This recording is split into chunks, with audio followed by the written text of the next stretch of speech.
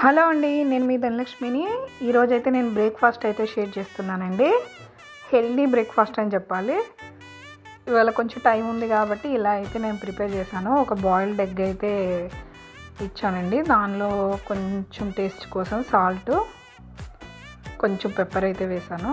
తర్వాత రాగి జావ అండి.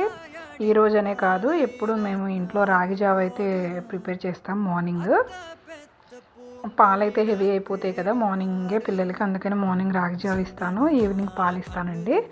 అలానే బాయిల్ చేసిన క్యారెట్, బీట్రూట్, బాయిల్ చేసిన శనగలు, బఠానీలు, పల్లీలండి. అలానే వెజిటేబుల్ అయిపోయింది, మనకి నట్స్ అయిపోయినాయి కాబట్టి ఒక ఫ్రూట్ అండి, ప్రోటీన్ ఎగ్.